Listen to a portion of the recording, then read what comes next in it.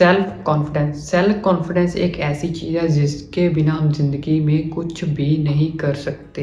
एक तो एग्ज़ाम्स का टाइम चल रहा है, ऊपर से एग्ज़ाम्स का इतना ज़्यादा प्रेशर है, हमने एग्ज़ाम्स की तैयारी करी भी है, नहीं भी करी, कुछ भी समझ नहीं आ रहा है, लॉट्स ऑफ कन्फ्यूज़न है।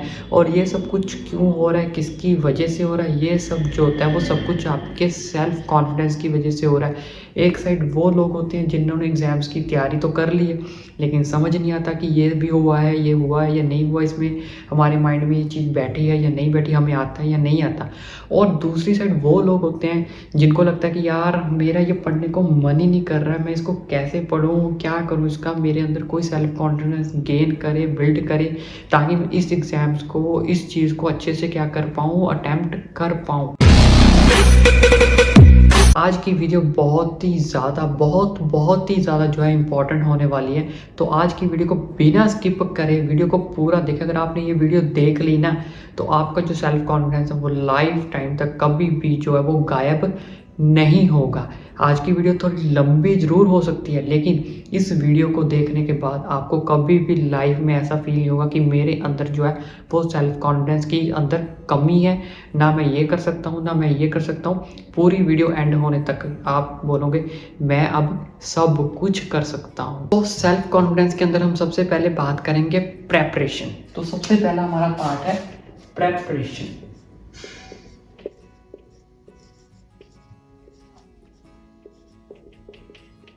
प्रेपरेशन, कोई भी एग्ज़ाम्स कंडक्ट करने के लिए हमें प्रेपरेशन की ज़रूरत पड़ती है, और प्रेपरेशन के बिना हम लाइफ में कुछ भी अचीव नहीं कर सकते। अगर आप सोचो कि मैं 1 दिन पढ़ लिया, मैंने 2 दिन पढ़ लिया, या मैंने आधा घंटा पढ़ लिया, तो मेरी प्रेपरेशन बहुत ज़्यादा अच्छी होगी, नहीं।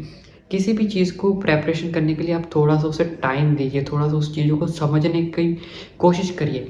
क्योंकि बिना प्रेपरेशन के आप सोचो कि मैं ये एग्ज़ाम जो है 80 नंबर का मार्क्स जो पूरे साल पढ़ने के बजाय मैं 2 दिन में पढ़ के उसे कंडक्ट करके तो बहुत अच्छा काम कर लूँ या बहुत अच्छे मार्क्स ले लूँगा, तो that is not good, that is not your preparation. क्योंकि बिना प्रेपरेशन के कोई भी चीज़ जो है वो सक्सेसफुली नहीं हो सकती।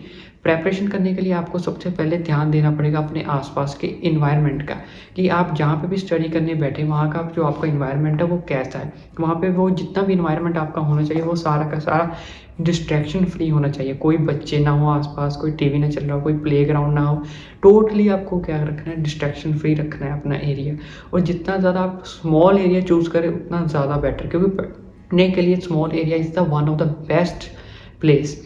पढ़ने के लिए हमेशा छोटी जगह अगर आप चूज़ कर रहे हो ना, छोटा कमरा है, छोटा रूम, कहीं एक कोने में, तो it is the one of the best thing जो आपकी क्या करेगी प्रेपरेशन के अंदर, और आपका सेल्फ कॉन्फिडेंस बनाने में क्या करेगा, आपको हेल्प करेगा।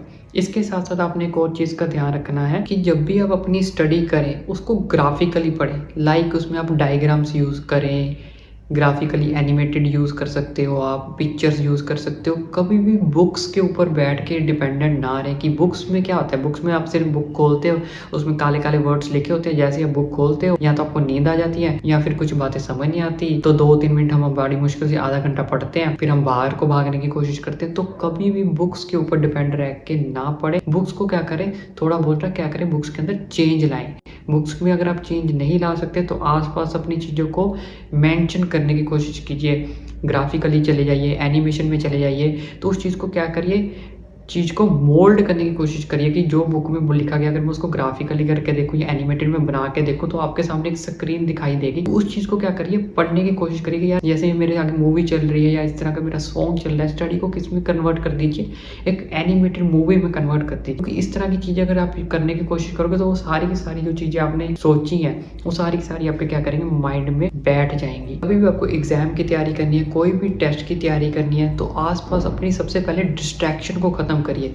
डिस्ट्रैक्शन ख़त्म करने के बाद अपने आप के आसपास कोई परफेक्ट प्लेस चूज़ करिए, कि मेरे लिए परफेक्ट प्लेस क्या है। इवन आप लाइट लैंप का भी यूज़ कर सकते हैं, जो एक टेबल लैंप हमारी होती है उसको भी आप यूज़ कर सकते हैं, क्योंकि टेबल लैंप जो सीधी आपकी बुक के ऊपर फोकस करती है। आसपास आपका पूरा अंधेरा होगा, शांति आपको वो प्रोड्यूस करेगी, सीधा जो आपका कॉन्सेंट्रेट है वो सीधा आपकी बुक के ऊपर बनाएंगी। और दूसरा, अगर आपका सेपरेट रूम है तो सेपरेट रूम में आप क्या करें, पोस्टर्स लगाइए, एनिमेटेड स्टिकर्स लगाइए, जो आपको क्या करेंगे, आपको मोटिवेट करेंगे। जैसे ही आप उस रूम में एंटर करोगे तो आपको आसपास जब देखोगे तो यहाँ पे आपका मैथ्स का कोई एनिमेटेड लगा हुआ है, यहाँ पे आपका साइंस का एनिमेटेड लगा है, जो भी आपको सब्जेक्ट के रिलेटेड आपके हैं उस चीज़ के आपके क्या लगाइए, पोस्टर्स लगाइए, कार्टून्स एनिमेटेड के थ्रू में जा सकते हो। जो चीज़ आपको क्या करें, पूरी तरह मोटिवेट करें, आपको सेल्फ कॉन्फिडेंस दें। बिना सेल्फ कॉन्फिडेंस के आप कुछ भी एग्जाम क्या कोई टेस्ट भी कंडक्ट नहीं कर सकते हो। अब मैं आपको एग्जाम्पल देता हूँ। आप बहुत सारे लोग इसमें हम क्रिकेट मैच देखते होंगे, तो क्रिकेट मैच देखने से पहले आप देखा होगा बहुत सारे लोग प्रैक्टिस करते हैं। आपके जितने फेवरेट प्लेयर्स हैं या कोई आप बास्केटबॉल में चले जाओ, हर बंदे की क्या होती है, प्रेपरेशन होती है। हर बंदा क्या करता है, प्रैक्टिस मैच खेलता है। तो वो प्रैक्टिस क्यों करते हैं? अगर उन्होंने बोले यार मैं तो स्टार प्लेयर बन चुका हूँ, मैं तो बहुत इंडिया के लेवल पे खेल रहा हूँ, तो मुझे प्रैक्टिस की क्या नीड है? नो। अगर वो प्रैक्टिस नहीं करेंगे तो लाइफ में आपको कभी भी अचीवमेंट नहीं मिलेगी, और कभी भी आपका जो सेल्फ कॉन्फिडेंस है, वो कभी भी आपका जो सेल्फ कॉन्फिडेंस है वो बिना प्रेपरेशन के गेन नहीं हो सकता। और कोई भी एग्जाम जो है वो बिना प्रेपरेशन के कंडक्ट नहीं कर सकते। प्रेपरेशन के बाद अब जो आपको नेक्स्ट सेकंड पार्ट के ऊपर ध्यान देना है वो है हमारा study in chunks. Next part है हमारा study in chunks. Study in chunks यानी कि अपनी स्टडी को टुकड़ों में पढ़ें। कभी भी स्टडी को एक साथ बोझ बना के कभी भी कंटिन्यू स्टडी के ऊपर प्रेशर ना बनाएं, इवन खुद के ऊपर भी प्रेशर ना बनाएं कि मुझे एक साथ स्टडी करने के। बहुत सारे बच्चे मैंने ऐसे देखे हैं, वो सोचते हैं पूरा दिन पढ़ेंगे नहीं, शाम को बुक लेके बैठ जाएंगे। नहीं यार, अब तो 2 घंटे पढ़ूंगा ही पढ़ूंगा, 5 से 7 पढ़ूंगा, 5 से 8 पढ़ूंगा। अब तो सुबह उठ के 4 से 6 पढ़ूंगा, तो 2 घंटे दोपहर में पढ़ूंगा, 12 से 2। लेकिन जैसे वो पढ़ने बैठते हैं बड़ी मुश्किल से आधा घंटा पढ़ बैठते हैं, उसके बाद नहीं कुछ हो रहा है, अब नहीं होगा, अब नहीं होगा, अब नींद आ रही है, कुछ और बाहर चलता हूँ या कुछ दूसरी बुक उठा लेता हूँ। तो कभी भी ऐसा नहीं करना। हमेशा अपनी जो स्टडी करनी है, स्टडी इन चंक्स, हमेशा स्टडी को टुकड़ों में करें। टुकड़ों में स्टडी आप कैसे कर सकते हैं? आप कोई भी 30 मिनट्स का बैच बना दीजिए अपना। मान लो आपको 1 आवर स्टडी करनी है, तो 1 आवर में स्टडी में आपको क्या करना है, 2 टुकड़े बना दीजिए 30 मिनट्स के, कि 30 मिनट्स अब स्टडी करनी है, 30 मिनट्स बाद में स्टडी करनी है। अगर आपके लिए 2 आवर स्टडी करनी है तो 2 आवर्स को आप कन्वर्ट कर लीजिए 1 आवर में। कभी भी 2 घंटे जो है वो कॉन्टिन्यूस स्टडी ना करें, कॉन्टिन्यूस स्टडी जो है वो ना करें, क्योंकि जितना ज़्यादा आप कॉन्टिन्यू स्टडी करेंगे उतना ज़्यादा जो आपका माइंड है वो उतावला होगा बाहर भागने के लिए, बुक को छोड़ने के लिए। कभी भी कॉन्टिन्यू स्टडी नहीं करनी है। आपने क्या करना है, एक टारगेट रखना है कि अगर मुझे दिन में 5 घंटे स्टडी करनी है तो उसको आप क्या कर लो, 30 मिनट्स या 45 मिनट्स में उसको क्या कर लो, डिवाइड कर लो 45 मिनट्स में। कभी भी 3 घंटे रेगुलर जो आप बोलो 3 आवर में कॉन्टिन्यूस स्टडी कर पाऊँ ऐसे कॉन्टिन्यूस, तो वो चीज़ आपके लिए पॉसिबल नहीं हो पाती। उससे हमारा माइंड भी है, उसमें स्ट्रेस लेवल बढ़ेगा, और आपको स्ट्रेस लेवल अगर आपका बढ़ेगा तो आपका सेल्फ कॉन्फिडेंस गेन नहीं होगा, आपका सेल्फ कॉन्फिडेंस लूज होगा। तीसरी बात जो कि बहुत ज़्यादा इंपॉर्टेंट बात है, और हर बंदा जो है इस चीज़ के कारण ही अपना सेल्फ कॉन्फिडेंस सबसे ज़्यादा लूज करता है, वो है हमारा मोबाइल फ़ोन्स। तो तीसरे स्टेप पे आपने क्या करना, stay away from mobile phones and your friends like boyfriend या गर्लफ्रेंड। तो आपने क्या करना है, stay away from mobiles. Stay away, आपने क्या करना है, दूर रहना अपने मोबाइल फ़ोन से। जब भी आप स्टडी करने बैठे, चाहे आप 45 मिनट स्टडी कर रहे हो, 30 मिनट स्टडी कर रहे हो, 1 आवर स्टडी कर रहे हो, अगर मान लो आप 1 घंटा भी स्टडी कर रहे हो, तो 1 घंटे के लिए अगर आप फ़ोन से दूर हो जाओगे तो कुछ हो जाएगा, आपको वॉमिट लग जाएगी, आपको फीवर आ जाएगा, कुछ नहीं होने वाला। क्या होगा, ज़्यादा से ज़्यादा किसी की कॉल आ जाएगी, ज़्यादा से ज़्यादा मैसेज आ जाएगा, और इतना किसी का कोई इंपॉर्टेंट मैसेज होना होगा वो आपके घर वालों को आ जाएगा। You are not any important person कि सारे के सारे कॉल जो है वो आपको ही रिसीव करने हैं। तो 1 घंटा अगर आप फ़ोन को स्विच ऑफ करके, नेट ऑफ करके स्टडी कर लोगे तो ये आपका कोई करियर बर्बाद नहीं कर देगा। आपका करियर, आपका सेल्फ कॉन्फिडेंस यहाँ से यहाँ पे ले जाएगा। सबसे ज़्यादा जो डिस्ट्रैक्शन होती है वो हमें इसी से होती है, स्टे अवे फ्रॉम मोबाइल से। इसलिए स्टे अवे फ्रॉम मोबाइल से जरूर है। जैसे ही हमारे पास मोबाइल पड़ा होता है, हमने अभी बुक को खोली नहीं होती, तभी टुक टुक टुक टुक मैसेज आता है, और हम फट से उठा के देखते हैं भाई किस लड़की का मैसेज आया, किस लड़के का मैसेज आया, क्यों भाई क्यों? एक लड़की अगर लड़का आपको मैसेज कर रही है तो उसके लिए क्या अपना करियर छोड़ दोगे, अपनी सेल्फ स्टडी करना छोड़ दोगे, अपनी प्रेपरेशन करना छोड़ दोगे? वो मैसेज तो आप बाद में भी देख सकते हो। कल को वो जो आपका करियर होगा वो आपके हाथ में रह जाएगा, और उसका जो करियर होगा वो यहाँ से वो यहाँ पे पहुँच जाएगा। फिर आप देखोगे यार ये तो वही थी जो मेरे स्टडी में मुझे डिस्टर्ब करती थी, आज मेरे से इतनी हाई रैंक के ऊपर बैठी हुई है। तो ऐसा कभी भी नहीं सोचना, ठीक है? आपने अपना स्टडी, अपना करियर जो है अपने हाथ में रखना है, किसी के दूसरे पर्सन के हाथ पे डिपेंड नहीं करना कि वो उसे चलाए, उसका मैसेज आए तो मैं उसके साथ टाइम स्पेंड करूँ। नो, आपने अपना जो टाइम स्पेंड है वो अपने साथ करना है, अपनी बुक्स के साथ करना है, अपने मोबाइल के साथ करना है। लेकिन जब आप फ्री हो गए तो सबसे पहली जो आपकी डिस्ट्रैक्शन है वो मोबाइल के साथ सबसे मैक्सिमम बच्चों की होती है, और मैक्सिमम लोगों की होती है, चाहे वो लड़के हैं चाहे वो लड़कियाँ। मोबाइल को हमेशा स्विच ऑफ करके साइड पे रखें जब भी आप स्टडी कर रहे हो। और नेक्स्ट जो चीज़ मैं आपको बताने वाला हूँ उसमें बहुत सारे लड़कों और लड़कियों की कमी होती है, कमज़ोरी कह लो, वीकनेस कह लो। वो हर बंदे को अपने के साथ कंपेयर करती हैं। तो कभी भी किसी भी इंसान को अपने के साथ कंपेयर नहीं करना है। Should not compare,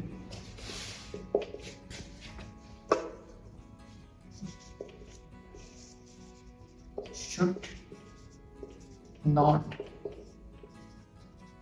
compare yourself। कभी भी अपने आप को किसी भी सेकंड पर्सन के साथ कंपेयर नहीं करना, क्योंकि बहुत सारे लोग ऐसे होते हैं, वैसे आपको आके बताते हैं यार उसके तो 90% आए हैं, यार उसने तो फर्स्ट प्राइज अचीव कर लिया है, यार वो तो क्लास में टॉप कर गई, यार वो तो क्लास में टॉप कर गया। क्यों भाई कर गया तो कर गया, बी पोलाइट यार, बी पॉजिटिव। तो क्या हो गया, आप सिंपली बोल दो कि टॉप कर गया तो ठीक है, कर गया तो मैनी मैनी कॉन्ग्रेचुलेशन, अच्छा बहुत बहुत बधाई हो अगर आपने टॉप कर लिया तो। लेकिन हम क्या करते हैं, वी फील जेलस है, उसने टॉप कर लिया, वो पढ़ती तो थी नहीं, उससे ज़्यादा तो मैं पढ़ता था, तू पढ़ेगी मेरे से ज़्यादा पढ़ेगी, तू मेरे से ज़्यादा पढ़ेगा, तुझे मैं बताता हूँ, तुझे मैं बताती हूँ। Why you do this? Should not compare yourself, इसका मतलब क्या हुआ? आपने कभी भी किसी भी पर्सन को अपने साथ कंपेयर नहीं करना है। हाँ चलो उसने टॉप कर लिया, ओके, आप उससे कॉन्ग्रेचुलेशन करो मैंने में, लेकिन अपने आप के अंदर वो सेल्फ कॉन्फिडेंस लाओ कि मुझे उसके साथ अपने साथ कंपेयर नहीं करना, मुझे अपना देखना है कि मुझे अपनी लाइफ में क्या अचीव करना है। क्या चाहे वो टॉप करने से आप अचीव कर रहे हो, क्या वो आप चाहे लास्ट पे आने से अचीव कर रहे हो, उन लोगों को कुछ लेना देना नहीं। आपको अपना देखना है कि जो मुझे अचीवमेंट चाहिए वो मुझे कैसे मिलेगी। क्या वो अचीवमेंट मुझे टॉप में आने से मिलेगी, या बॉटम में रहने से मिलेगी, या मिड में रहने से मिलेगी। आपने अपने बारे में सोचना है, ना कि जेलस फील करना है, ना कि उसे दिखाने के लिए पढ़ना है, ना कि उसे ये दिखाने के लिए दिखाना है कि यार तू पिछले साल टॉप किया था ना, देख इस बार मैं टॉप करूँगी। नो, कभी भी किसी भी पर्सन को कंपेयर नहीं करना अपने साथ। अगर वो अच्छा है या बुरा है वो उसकी कैपेबिलिटी है, उसकी हैबिट्स है। जो आपके अंदर कैपेबिलिटी है, आपकी जो हैबिट्स हैं, कि आप जो चाहते हो आप उस चीज़ को एग्जीक्यूट करो ना, आप उस चीज़ को अटेम्प्ट करो ना। आप उस पर्सन को अपनी लाइफ में इन्वॉल्वमेंट क्यों करने दे रहे हो, या आप उनकी लाइफ में क्यों इन्वॉल्वमेंट चाह रहे हो? आप अपना सेल्फ कॉन्फिडेंस गेन करो ना, अपना एग्जाम देना है, उसका एग्जाम तो नहीं देना। और नेक्स्ट जो मैं आपको बताने वाला हूँ, fifth point, learning from past things. अपनी पास्ट की थिंग्स से कुछ सीखो।